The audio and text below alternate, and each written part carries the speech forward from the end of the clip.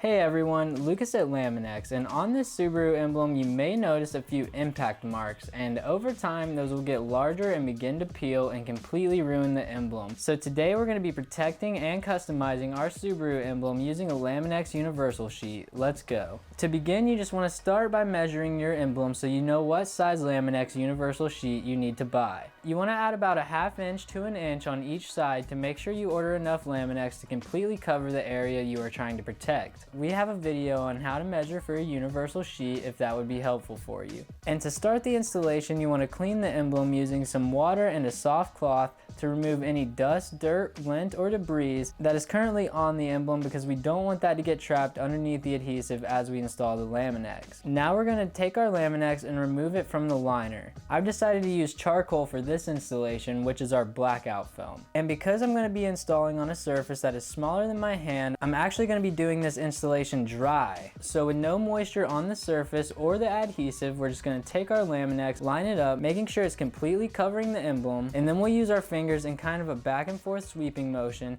to apply the Laminex down as best as we can. And once the Laminex is all applied down, we will then mist the outside layer of the Laminex, and this is going to serve as a lubrication layer as we take our squeegee with all 4 fingers equally distributed on it, using a moderate to firm pressure to help us better apply this Laminex all the way down. It's best to start in the center and squeegee out toward the edges of the area you're trying to install on. And now we're going to start trimming with our Laminex trim tool. I'm going to use a flashlight on my phone to help me see through our blackout film, and I'm going to start cutting between the chrome emblem housing and the emblem itself, being very careful not to damage the emblem underneath, using just enough pressure to cut through the Laminex. And once all the excess Laminex is removed, I took this opportunity to mist the outside layer of the Laminex again and better apply down some of these corners with my squeegee. And now your emblem is customized and protected. And you may have a few imperfections or air pockets in your installation, but that's okay, because over time the heat from the sun will evaporate those out to look perfect. And then you just repeat the same process with the emblem on the back of the vehicle. And although we chose charcoal for this installation, we also offer this product in tint, gunsmoke, smoked, and also clear.